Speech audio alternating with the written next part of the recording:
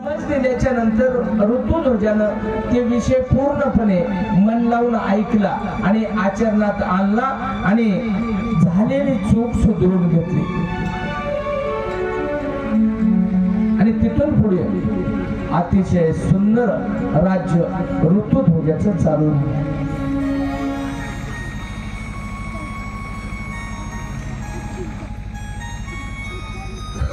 आणि सुंदर संसार करता करता एक दिवस राजा शिकारीला बाहेर निघाला. ऋतुध्वज राजा. आता हे पाताल की तुझे मारला होता की नाही, त्याचं पोरग याचा बदला घेतो म्हणून तप धरून होत. माझ्या बापाला ऋतुध्वजानं मारले, याचा कुठेतरी बदला मला घ्यायचा आहे म्हणून ऋतुध्वज राजा शिकारीला एके दिवशी गेल्यानं ही गालव मुनीने लग्नाच्या आधी करार करते वेळेस जे हार टाकला होता राजाला विजयी भव म्हणून, ते हार राजाच्या गळ्यातच होता आणि राजा शिकारीला बाहेर निघाला.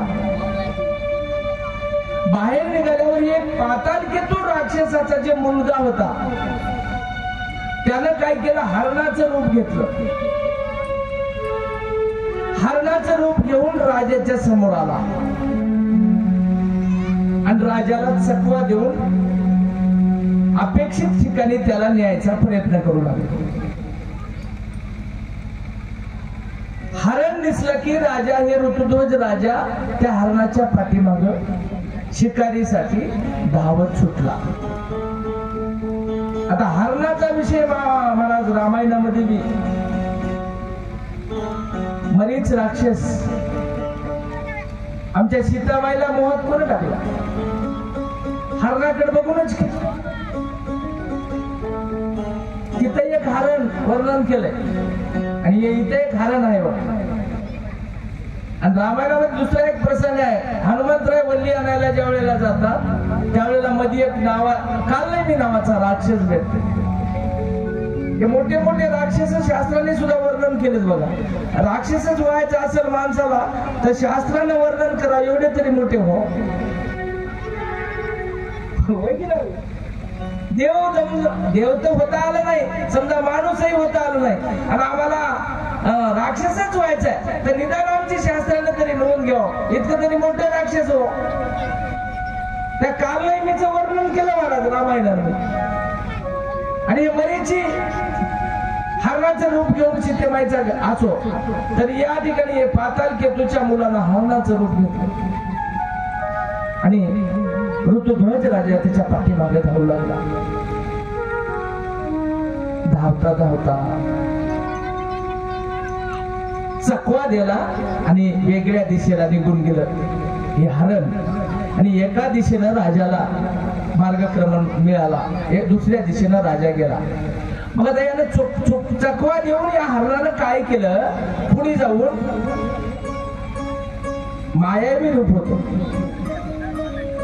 सुंदर एक आश्रम निर्माण केलाय. 5-6 संन्यासीचा धारण वेश केलाय.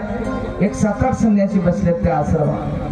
कोणाचे चित्र कोण तयार केलंय, या पातालकेतूच्या मुलानं. कशासाठी, बापाला आमच्या ऋतुध्वज राजानं मारलाय, ऋतुध्वज राजाचा बदला घ्यायचा म्हणून यानं प्लॅनिंग केली. पुढे एका आश्रमामध्ये 5-6 ऋषीचा आश्रम केलाय. हजारो वर्षापासून तपश्चर्या करीत बसलेले जसे साधू राहतात केले तसल्या साधूचे 7-8 साधू तयार केले मायावी. आणि दुसऱ्या बाजूने राजा मार्गक्रमण करता करता यायला बसलेल्या आश्रमामध्ये ऋतुध्वज राजाचं आगमन होते. आगमन झाल्याबरोबर ऋतुध्वज राजा शिकारीला निघाला, बेजार झालाय. शिकार दिवसभर मिळाली नाही आणि अचानक या आश्रमामध्ये ऋतुध्वज राजा पोहोचला. डोळ्याला साधू दिसला. लगेच ऋतुध्वज राजानं दोन्ही हात जोडले, साष्टांग नमस्कार घातला. साधू कसे दिसालेत महाराज, हजारो वर्षापासून हिमालय जसे बसतात की नाही तपश्चर्या करतात ऋषी, तसे हे दिसालेत मायावी. डुप्लिकेट पणाला फारच चकाकी जास्त राहते, ओरिजिनल पणाला तेवढी चकाकी राहिला, पण ओरिजिनलच राहते. आणि म्हणून राजाने साष्टांग नमस्कार घातला, साधू समजून भगवे कपडे वेशधारी भगवंताचं चिंतन कराले.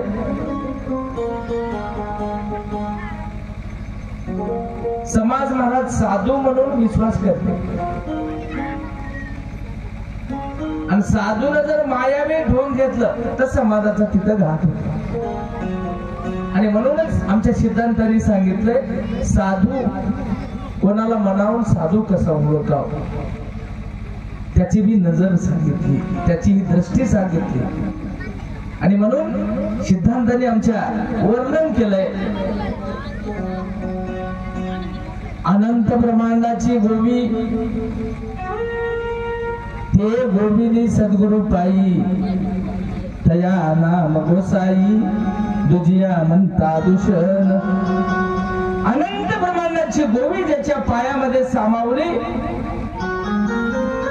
त्याचं नाव गोसावी, आणि तो गोसावी एकच आहे, त्याला दत्त महाराज म्हणतात. आणि म्हणून हे गोसावी आम्हाला लक्षात आला पाहिजे, हा गोसावी आम्हाला कळाला पाहिजे. हातात चिमटा, काखेत झोळी, जवळ काही नाही, खूप मोठा विषय आहे. आणि म्हणून या आश्रमामध्ये हे ऋतुध्वज राजा गेला, त्या साधूला बघून नमस्कार घातला आणि स्वतःला म्हणला, राजा मी धन्य झालो, आज या आश्रमामध्ये साधू मिळे भाग्यानुसार, आभाग्यासी कैसा दातार, सुकृता वाचोनी साचार, संत संग घडेना. राजा स्वतःला शांत मनात आनंद व्यक्त करू लागला की मी आलो शिकारीला, पण आज फार मोठा लाभ झाला. एका साधूची, संन्याशाची, सत्व्रतीची, संताची भेट झाली. आजचा दिवस भाग्याचा ठरला. धन्याचा दिनमान, रात्र त्याहून द्विगुणी, कोटी जन्माचे पुण्य म्हणून लाभली ही पर्वणी. राजा विचार करू लागला मनात. एवढ्यातच त्या साधूचं दर्शन घेतलं, आणि ते पाताल केतूचा मुलगा होता, त्याच्या समोरच बसून होता साधूचा वेश घेऊन. राजानं साष्टांग नमस्कार घातल्याबरोबर हात वर करून त्या साधूनं आशीर्वाद दिला. आशीर्वाद देऊन ऋतुध्वज राजाला जवळ बसविलं, आणि जवळ बसून ऋतुध्वजाला सांगितलं, बाळा कुठून आलास का? डुप्लिकेट भाव. आता संवाद झाला, आणि राजाला सांगितलं, आमच्या आश्रमात आलास, आम्हाला काही गुरुदक्षिणा द्यायची असेल तर दे. त्यावेळेला राजा म्हणला, तुम्हाला काय पाहिजे ते सांगा. तर त्यावेळेला या बसलेल्या कपटी राक्षसानं त्या राजाला त्याच्या गळ्यात असलेला हार मागितला. जे हार गालव मुनीनं विजयी भव म्हणून युद्ध करण्याच्या आधी त्याच्या गळ्यात टाकला होता ऋतुध्वजाच्या. आणि हार मग कोणती मोठी गोष्ट आहे महाराज म्हणला ऋतुध्वज. काढल्याबरोबर आपल्या गळ्यातला हार त्या साधूला देऊन टाकला. पुढं ऐका आता. हार त्याने घेतला. राजा त्या ठिकाणी आतिथ्य सगळं उपचार झाला, आणि राजा संग सुंदर असा संवाद. त्याच्यातले 7-8 जे साधू बसले होते की नाही, त्याच्यातले 2-4 साधू राजा संग सुंदर संवाद करीत बसले. राजाला तिथंच संवादामध्ये गुंतविले, आणि हे राजानं दिलेला हार घेऊन 2 लोक गुप्त पद्धतीनं आरळकावतीला या ऋतुध्वज राजाच्या घरी ते हार घेऊन आले. आणि घरी आल्यावर मदालसेला सांगितलं, तुमचा ऋतुध्वज राजा एका फार मोठ्या राक्षसानं तुमच्या ऋतुध्वज राजाचा वध केला, आणि ऋतुध्वज मरण पावलाय. आणि तुम्हाला खरं वाटत नसेल तर हे बघा, हे त्याच्या गळ्यातला हार होय, म्हणून त्याने नेऊन घरी दाखवला. आता अंगावरले कपडे दाखिल्यावर आमच्याच लेकराचे होते म्हणते नाही माणूस. आणि हे खून पटवायसाठी मग वस्तू, त्याची पेन, त्याचं शर्ट काहीतरी दाखविल्याशिवाय तसंच झालं महाराज या ऋतुध्वज. आता इकडे काही मायावी कपटी लोक त्याला चर्चा करीत आश्रमात बसले आणि 2 लोक गुप्त पद्धतीनं तिथं घरी गेले आणि सतीला सांगितलं ऋतुध्वज राजा मरण पावलाय, त्याला फार मोठ्या राक्षसानं मारलंय आणि त्याचा देह तिथं पडलाय. आम्हा तुम्हाला पटाव खरं म्हणून हे हार आम्ही आणलाय म्हणून हार मदालछेला त्याने दाखविला. मदालछेला हार दाखविल्यामुळं मदालछेला 100% खरं वाटलं आपला नवरा मेला. आता सत्य पतिव्रताची बाई आहे, तिला जर आपला नवरा मेला म्हणून सांगितलं तर त्या बाईची काय अवस्था होते. तिच्या जावे त्याच्या वंशा तेव्हा कळे पाण्यातला मासा झोप घेतो कैसा आणि जावे त्याच्या वंशात तेव्हा कळे म्हटले महाराज. आणि त्यावेळेला नवरा गेलाय अशी बातमी मदालछेला कळाल्यावर राजाचा बाप मुलगा मेलाय म्हणल्यावर माणसाची अवस्था जी होती, हात पाय थरथर कापू लागले, कंप सुटला, नेत्र वाहू लागले आणि मदालछेला सुद्धा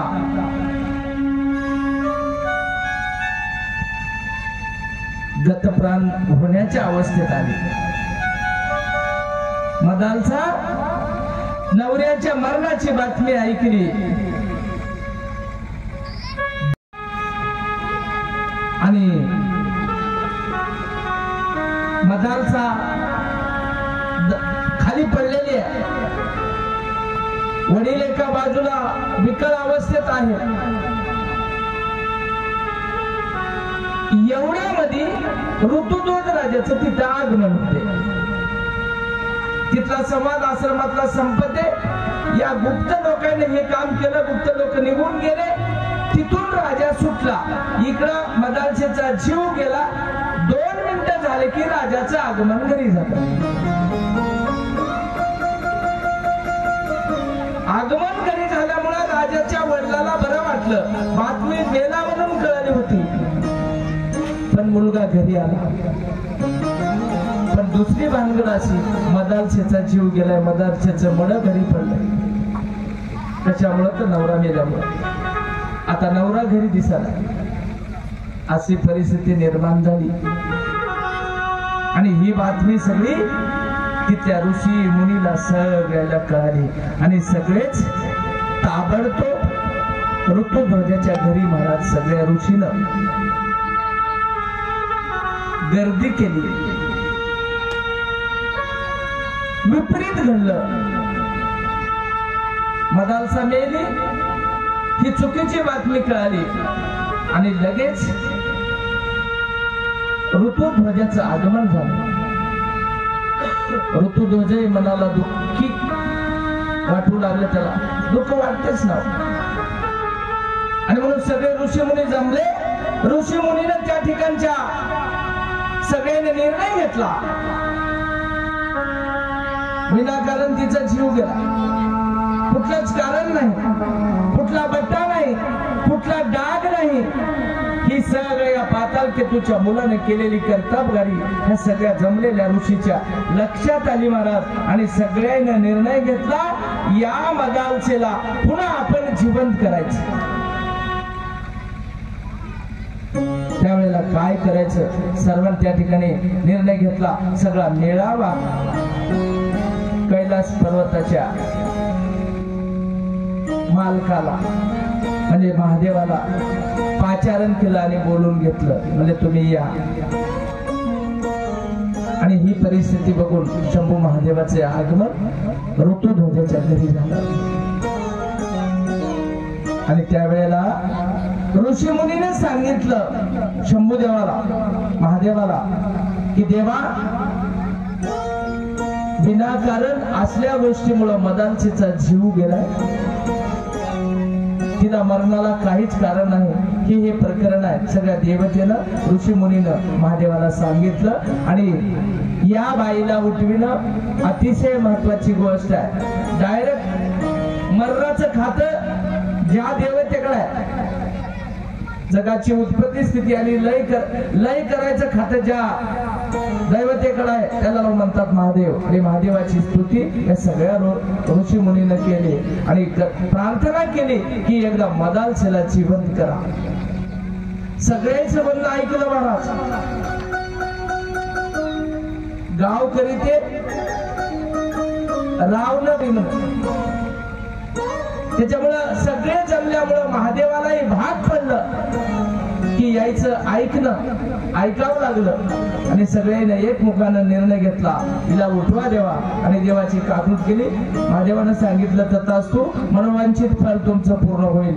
आणि त्यावेळेला अमृताचा वर्षाव शंभू महादेवाने केला. आणि झोपेतून जशी ब्रह्मप्रहरामध्ये एखादी बाई उठावी त्या पद्धतीने मदलसा डोळे पोचत उठून बसली. जय जयकार झाला. सगळ्या ऋषी मुनीनं टाळ्यांचा गडगडाट केला. भगवान जगद्गुरु दत्तात्रय प्रभूचा जय जयकार केला, चिंतन केला. एकंदरीत आनंदी आनंद झाला. ऋतुध्वजाचा वडील थोडासा खेद मानून दुःखी झाला होता, त्यालाही आनंद झाला.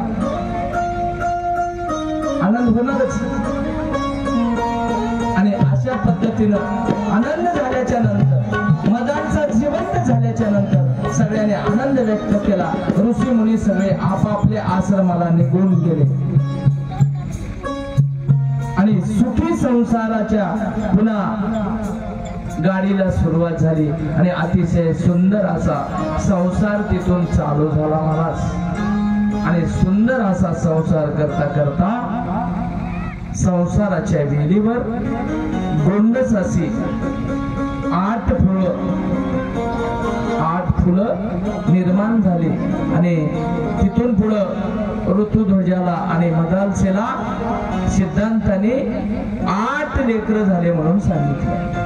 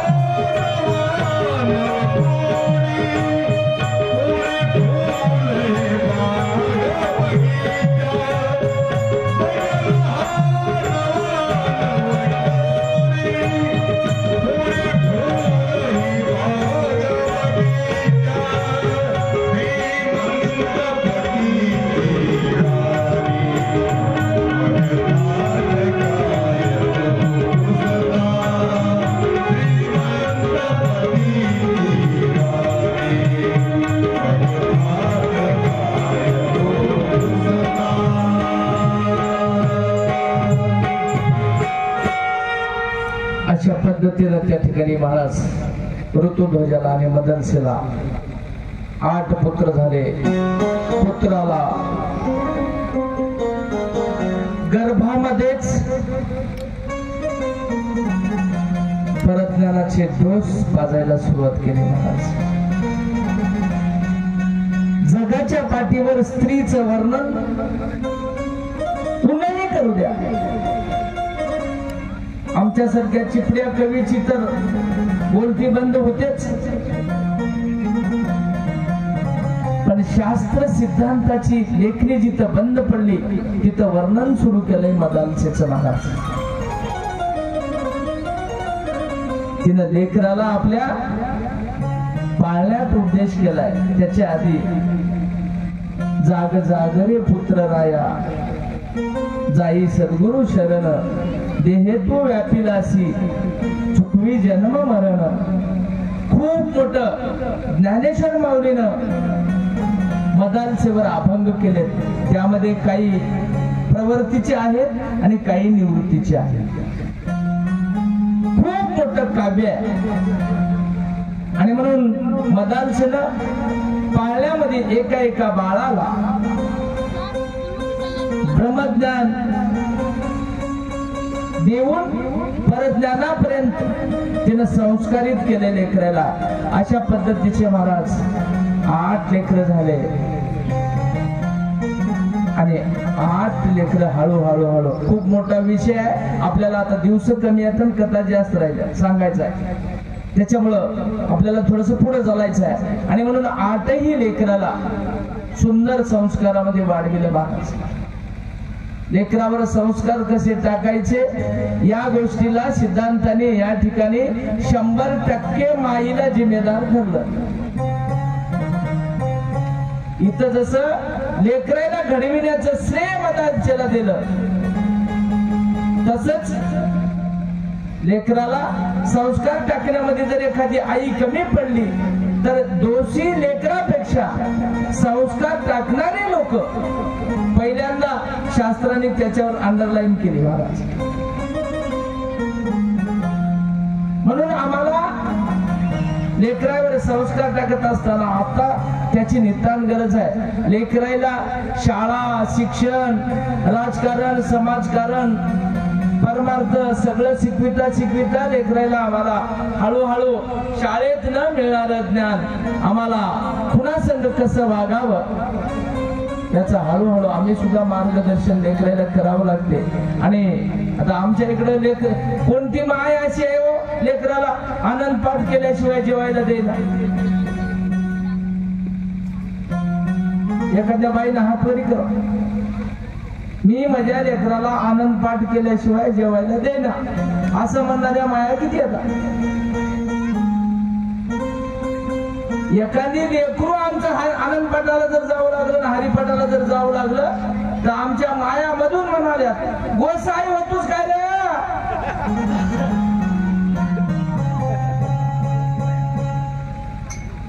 संपलं. तुम्हाला काय कळायचं लक्षात आलं तुम्ही. मग असे संस्कारांची जर सुरुवात असेल तर त्याचं बेनिफिट कुठे जाते महाराज. आमचे सगळे प्रयत्न करीत असताना तुम्हाला सांगतो, खायला अहो पाल टाकून 4 फुट्याचं 5 मीटरचा कपडा टाकून शाळेच्या भोवती अनादी काळापासून जगणारे लोक अजून उपाशी मेले नाहीत महाराज. आपल्यापेक्षा सुंदर खायले.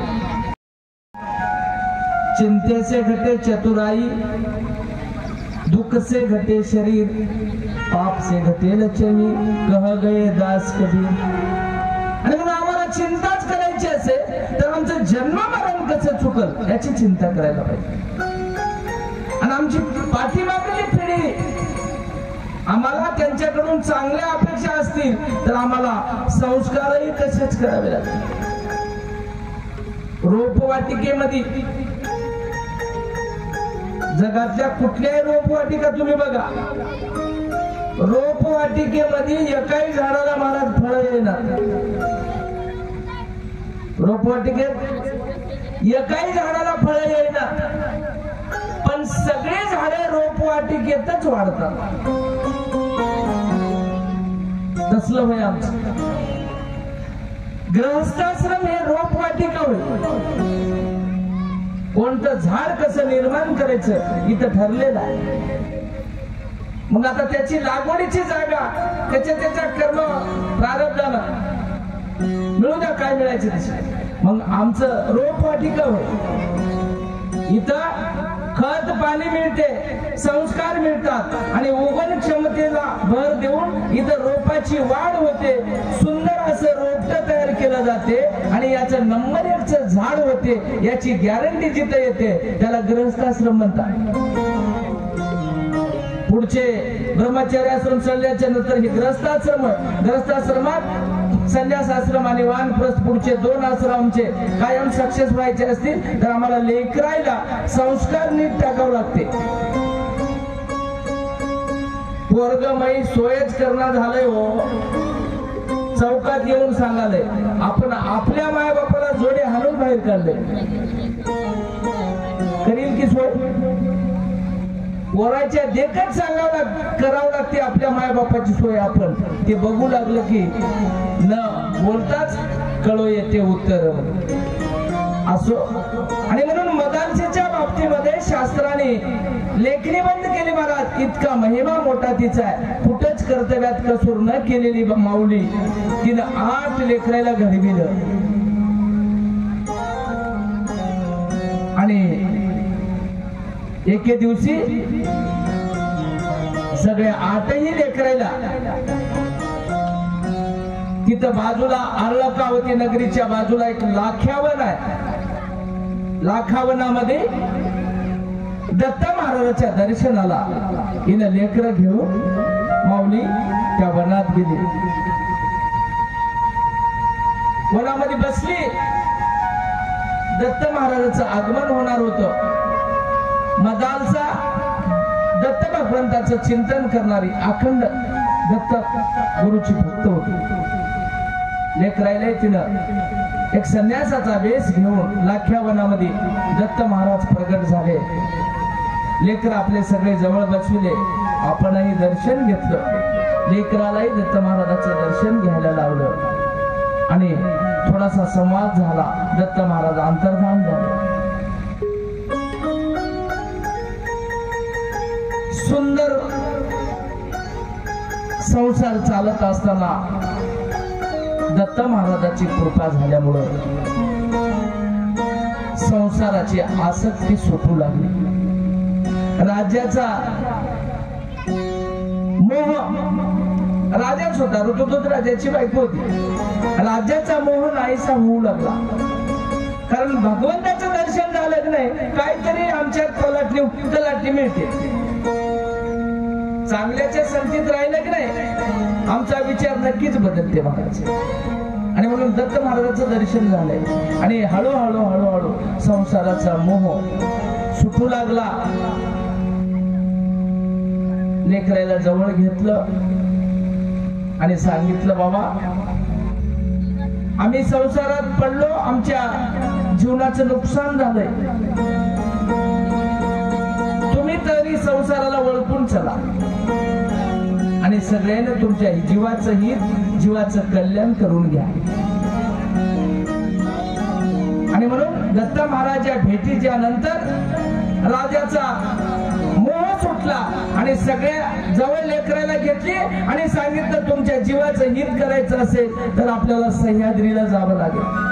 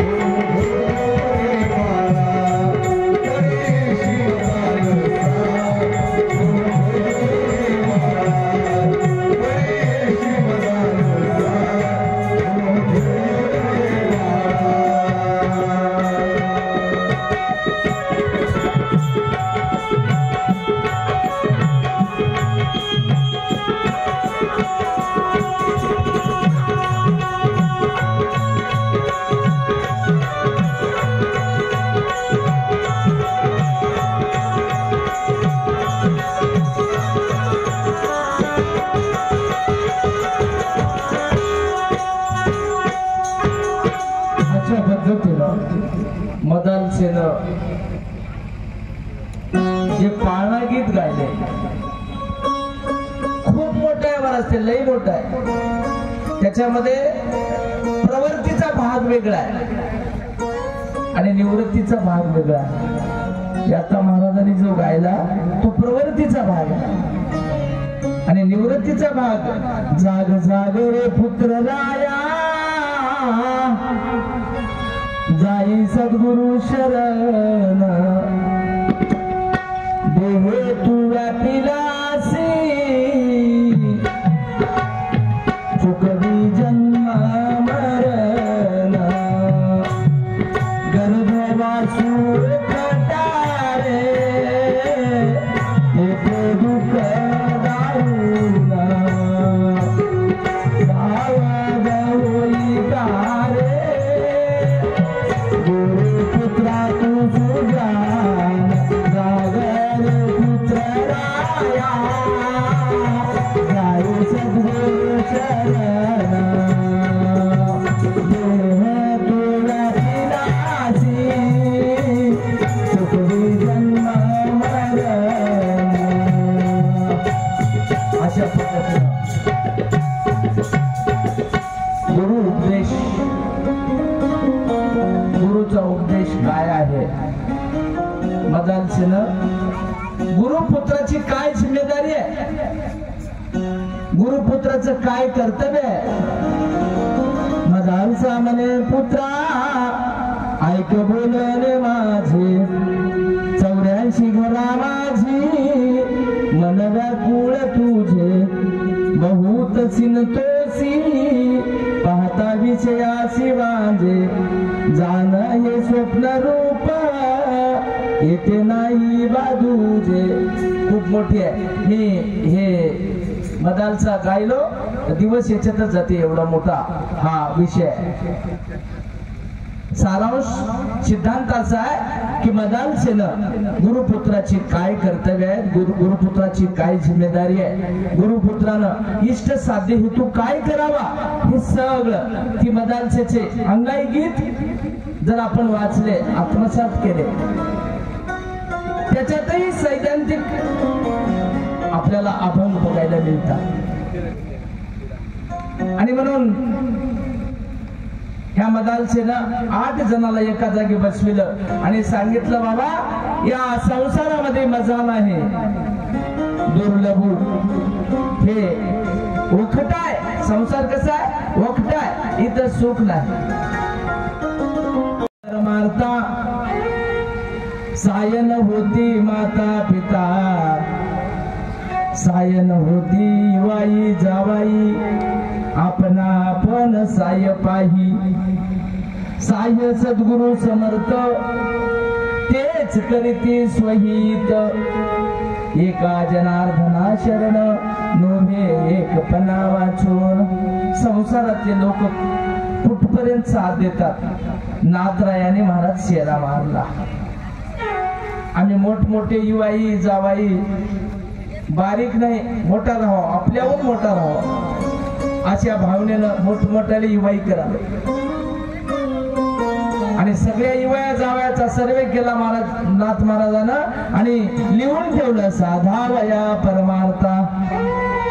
परमार्थ आम्हाला साध्य करायचा असतील तर साह्य न होती माता पिता, माय बाप आम्हाला अंतकाळीच्या वेळी कुणीही जवळ येत नाही. माता पिता साय होत नाही. तुकाराम महाराज म्हणले शेजाची कामिना दूर राही, लेकर सुद्धा दूर राहतात. आणि म्हणून नाथरायाने साधावया परमार्था, सायन होती माता पिता, सायन होती इवाई जावाई, इवाई साय होईनात, जावाई साय होईनात. मग काय करावं महाराज? आपणा आपण साय पाही, आपली आपण सहायता करून घ्यायची आहे. आपली आपण सहायता करून घेणं म्हणजे काय? आपली आपण करा सोडवण, संसार बंधन थोडा वेगी. संसार बंधन तोडायचं असेल तर आपली मदत आपल्यालाच घ्यावं लागते. आणि ह्या दिसणाऱ्या आईक पसाऱ्यामध्ये असणाऱ्या माणसाचा शोध घ्या. कुणीच आपलं नाही, केवळ सद्गुरू आपला. त्याला जाऊन दुखणं सांगा आणि अंतकाळी माईचं दुखणं त्याच्या पायी लीन करा, नक्कीच तुमचं जन्म मरणाचं फेरा चुकल्याशिवाय राहणार नाही. आणि म्हणून नाथरायाने शेवटच्या टप्प्यात सांगितलं, एका जनार्दना शरण.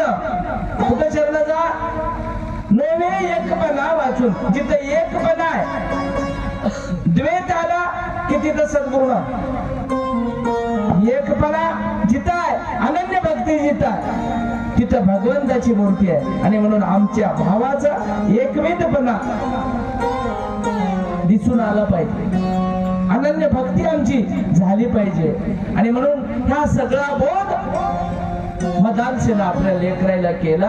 आणि शेवटच्या टप्प्यामध्ये लेकरायला सांगितलं, या संसारातलं तुमच्या कोणीच कामाचं नाही. मी जरी तुम्हाला माय इतकं सांगित असलो तरी तुमच्यासाठी मी मरणार नाही, किंवा तुमच्या जीवाचं हित करायची ताकद माझ्यात नाही. मी तुमच्या देहाचं हित करीन.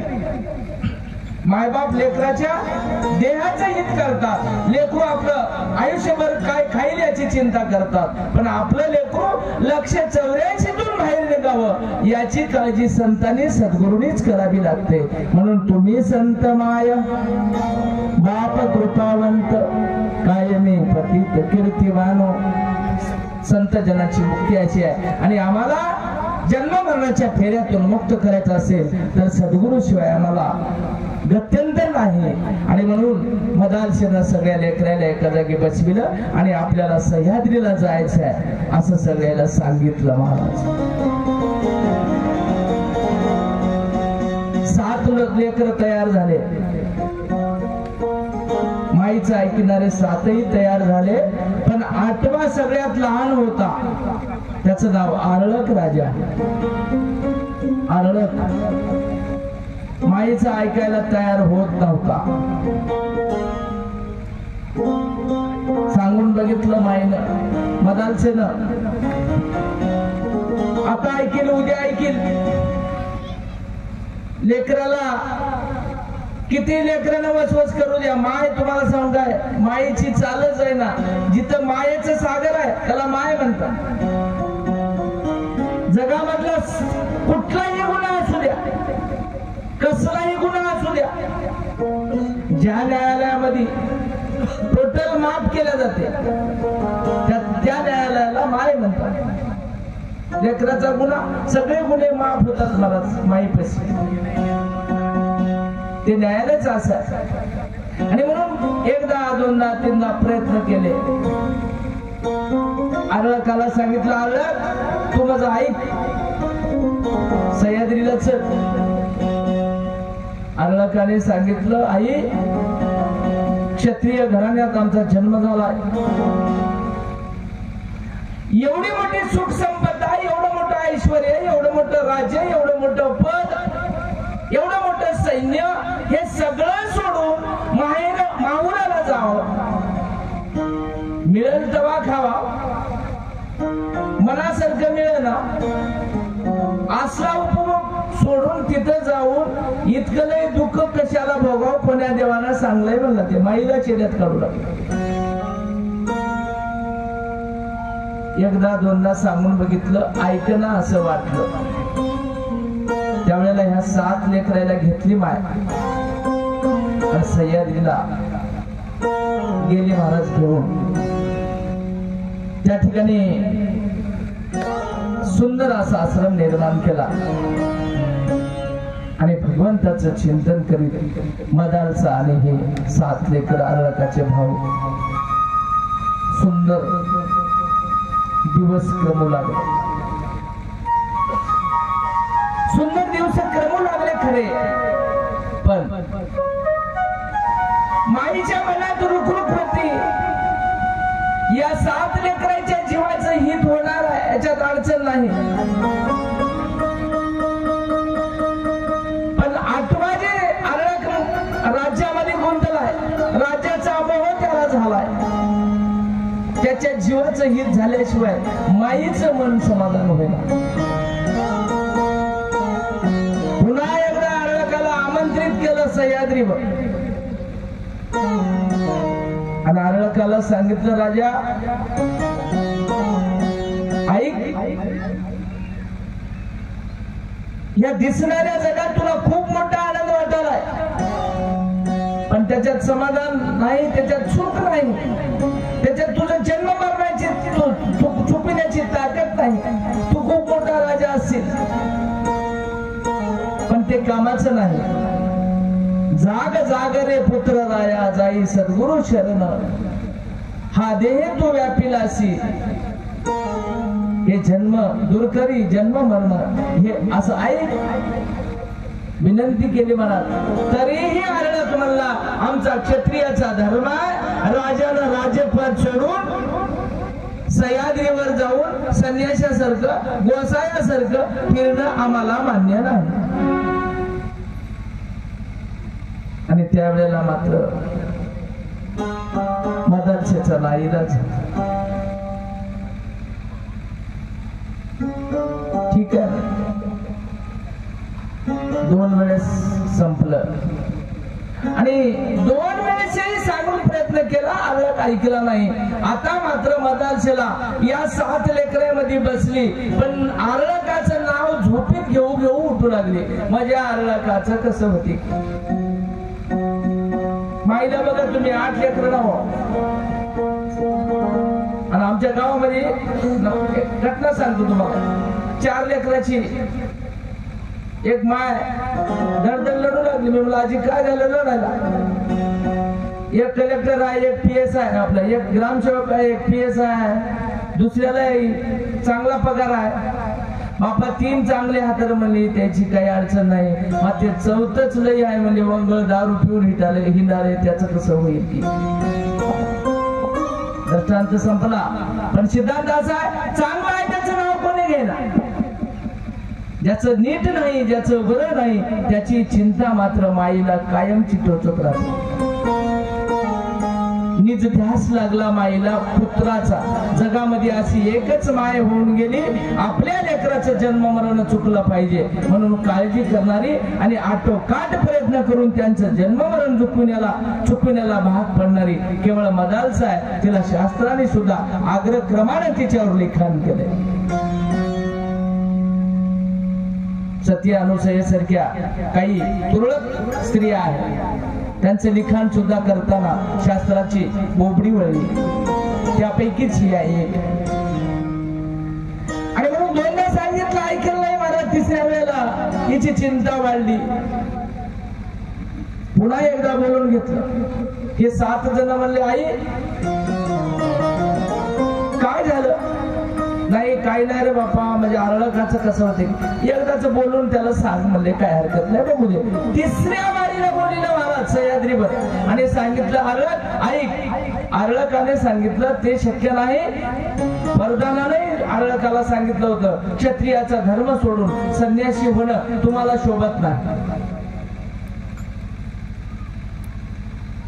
क्षत्रियाचा धर्म आणि राजाचा धर्म हे सगळे प्रधानानं सांगितले महाराज. पण आमचा गुरु किंवा आमची माय, त्याची मदालसा आत्म्याचा धर्म सांगू लागली.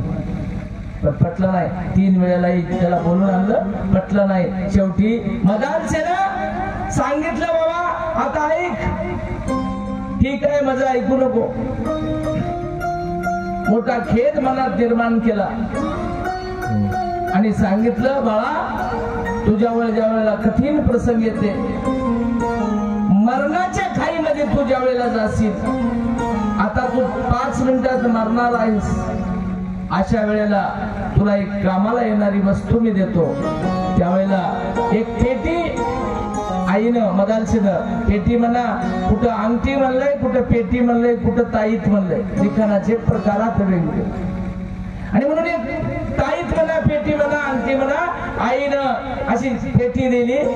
मरणाच्या शेवटच्या टप्प्यात आता तुझा प्राण जाऊ आहे, अशा अवस्थेत कुठेच काही सुधरत नाही, अशा वेळेला हे पेटी याच्यात लिहिलेलं आहे ते उघडून बघ म्हणून आरळक राजाला एक पेटी दिली.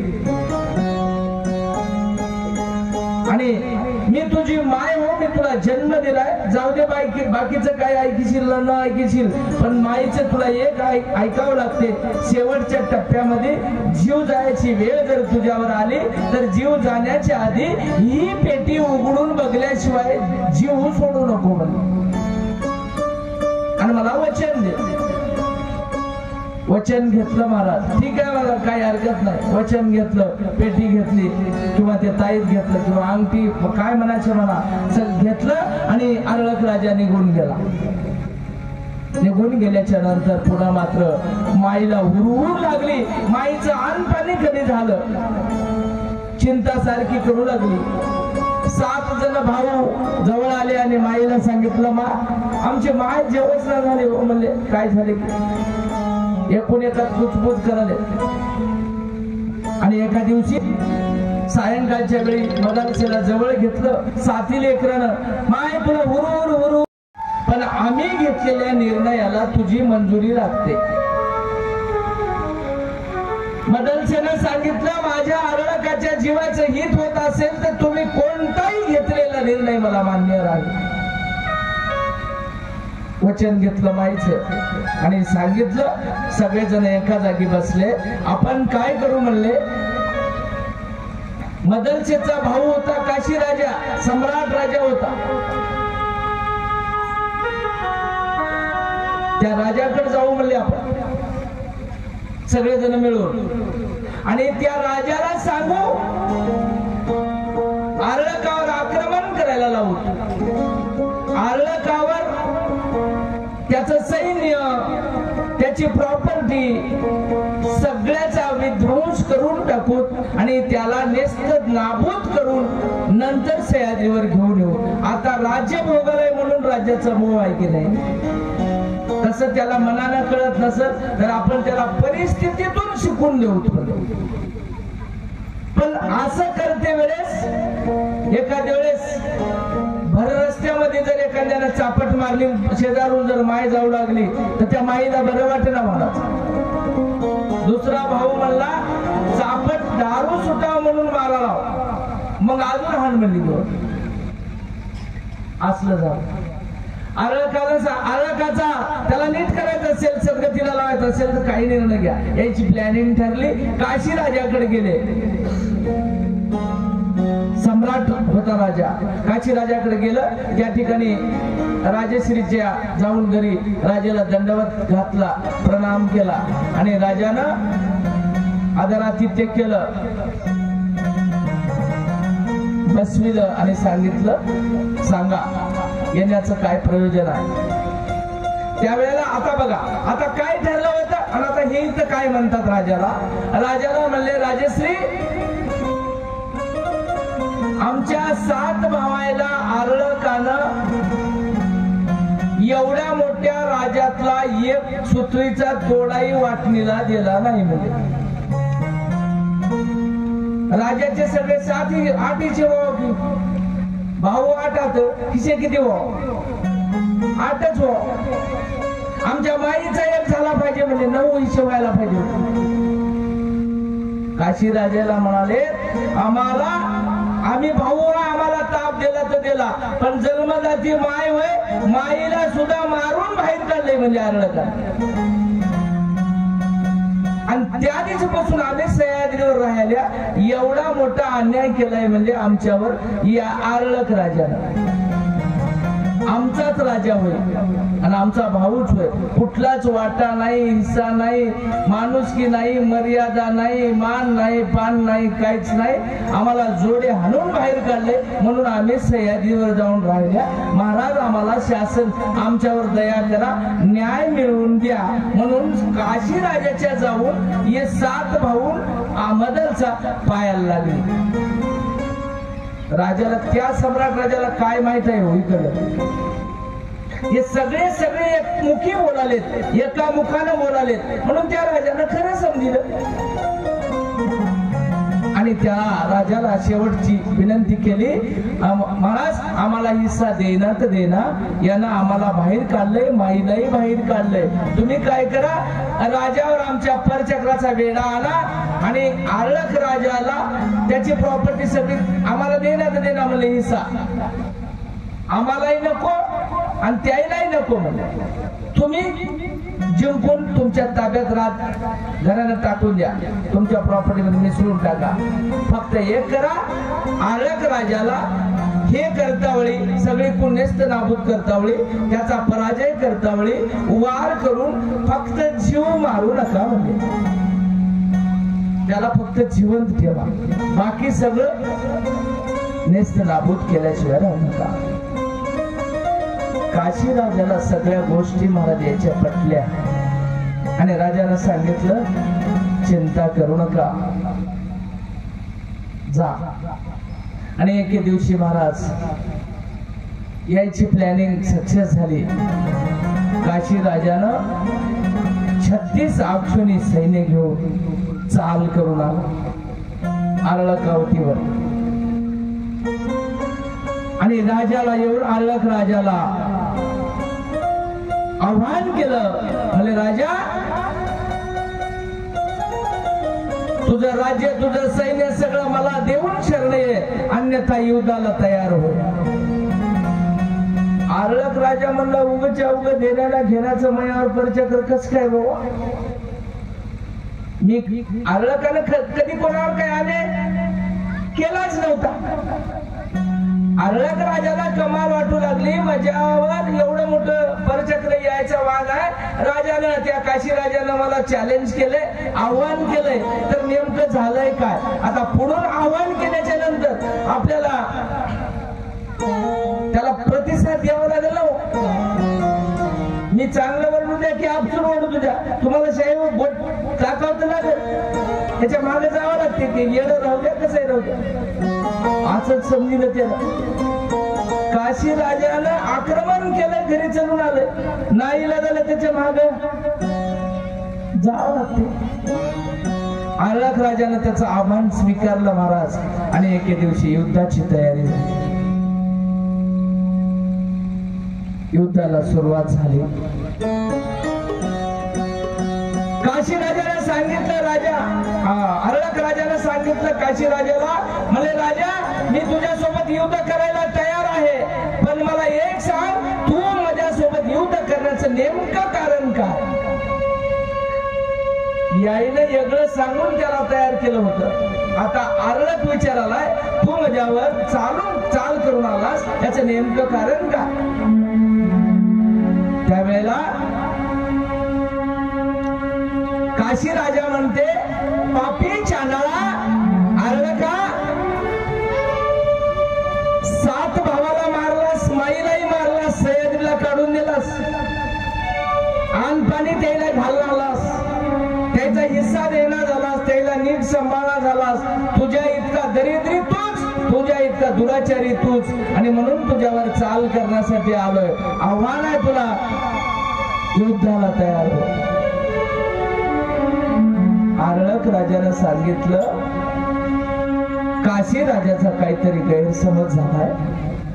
आणि त्यावेळेला आरळक राजाने सांगितलं, राजा तू सांगतोस तसला काहीच प्रकार नाही, केवळ मला संन्यासी करण्याच्या बेतामध्ये 8 लोक आहेत, आमचे बंधू आहेत 7, आमच्या माईच्या मनात तेच आहे, मला संन्यासी करावं, मी माहूरगडावर सह्याद्रीवर जावं आणि भगवंताचं चिंतन करावं, राज्याचा त्याग करावा, असं त्यांचं मत आहे. त्याच गोष्टीमध्ये वैचारिक आमचा मतभेद आहे, ती वास्तविक माझी जर्नी आहे, त्याच्यासोबत आमचा कुठलाही समज गैरसमज नाही आणि तुला युद्ध करण्याची गरज नाही. काशी राजाला आरळक राजा म्हणते, आणि गरज जरी घरचे बंधू जरी असले तरी आमच्यातला घरचा विषय होय, आम्ही पुढे त्याला सांगून समजून घेऊ. तू आमचा मामा लागतोस, स्वैर्या धैर्याला या प्रकरणात पडायची गरज काही गरज नाही म्हणला आरळक काशीच्या राजाला सांगालाय, काशी राजाला सांगालाय. आरळक राजा खूप समजून दिलाय, पण या सगळ्याने एकमतानं 7 जणांना मदालसेनं काशी राजाला फिट पटवून दिले. त्याच्यामुळं काशी राजाचा काही समजून घ्या, आरळकाने सांगितलं, काशी राजानं समजून घेतलं नाही महाराज. शेवटी युद्धाला सुरुवात झाली आणि युद्ध करता करता करता 36 अक्षणी सैन्य काशी राजाचं आणि केवळ 7 अक्षणी राज्य आरळकाचं होतं. चकमक झाली, युद्ध सुरू झालं. एकमेकाचे प्रतिकार शक्त्या वाढू लागल्या, प्रतिकार एकमेकाचे वाढू लागले, प्रतिकार करू लागले. हळू आता मला 7 अक्षरी पुढे हे 36 अक्षरी, 36 अक्षरी पुढे 7 अक्षरी कशी टिकणार आहे? टिकणार नाही महाराज. आणि शेवटी या परचक्रामुळे या काशी राजानं आरळक राजाची आरळकावती नगरीचा विध्वंस केला. आरळक राजाच्या सैन्याला सगळ्या मारलं आणि आरळक राजाला रथावरून ओढून खाली उतरिलं आणि आपल्या रथाच्या चाकाला बांधलं. आणि त्यावेळेला काशी राजाला आठवण झाली की या 7 भावानं सांगितलं होतं त्याला चौकून नेस्त नाबूद करा, पण जीवे मारू नका. ही गोष्ट त्या काशी राजाच्या ध्यानात आली आणि त्यावेळेला चौकून त्याचं सैन्य मारलं, आरळकाचा सगळा गाव मारला, परिवार मारला, चौकून नेस्त नाबूद केलं. सगळी प्रॉपर्टी आपण हडप केली काशी राजानं आणि शेवटी आरळकाला बांधू घातलं. त्यावेळेला ही आठवण काशी राजाला झाल्यामुळं आरळकाला पुन्हा सोडून दिलं आणि सांगितलं आता चालता हो. त्यावेळेला आरळकाला नीट दुसरा पर्याय नव्हता. मला त्या ठिकाणाहून पळाला आणि नीट जाऊन आरण्यामध्ये आरळक थांबला. थांबलेल्या ठिकाणी 3 ताप आरळकाला त्रास देऊ लागले. आता आधी दैवी, आधी भौतिक आणि आध्यात्मिक तिन्ही तापात बुडाला होता. नगरीचा विध्वंस झाला, प्रॉपर्टी सगळी निघून गेली, सहकार्य करणारं सैन्य सगळं मरून पडलं. सगळे सख्खे भाऊ सह्याद्रीला गेले, माय तिथं आहे नाही कुणाचे कुणी. आता आठवू लागलं महाराज, तुझे नव्हे रे कोणी अंते जाशील एकटा प्राण्या माझे माझे मनोनी. बहीण कुणाची, भाऊ कुणाचा, कोण कुणाचे सगळे सोयी रे. मेल्या पाठी सर्व राहील तुटतील धागे दोरे. प्राण्या मायेचा बाजार 2 दिवसाची तुझी जवानी पुढे नाही टिकणार. म्हातारपण येता जवळी वैद्य काय करणार. प्राण्या मायेचा बाजार. आणि म्हणून तशी अवस्था निर्माण झाली आणि शेवटी आपल्या मायेनं आपल्या जवळ शेवटचा टप्पा आल्यावर काहीतरी बघ म्हणून खूनगाठ दिलेली आहे. त्यावेळेला आरळक राजानं आपल्या त्या गळ्यातली पेटी किंवा त्या माईनं जी वस्तू दिली होती ती वस्तू घेतली आणि माईचा बोध त्यावेळेला आठवला आरळक राजाला. माईनं सांगितलं होतं चौकून नेस्त नाबूद झाल्यावर आता तुला जीव द्यायची वेळ आहे, आता तू मरणार आहेस, अशा 10 मिनिटांना अगोदर ही पेटी बघ, असं माईचं वचन होतं. ते वचन आता इथं राजाला आठवलं आणि राजानं हळून ते पेटी काढून बघली. चिठ्ठी त्याच्यात निघाली. त्या चिठ्ठीवर केवळ 2च अक्षर लिहिले होते, कठीण प्रसंग आल्यावर सह्याद्रीला येऊन दत्त महाराजाची भक्ती कर. अखंड सह्याद्रीवर दत्त महाराजाचा वास आहे, त्यांची सेवा करून जन्म मरणाच्या बंधनातून मुक्त हो. इतकंच लिहिलेलं होतं. सह्याद्री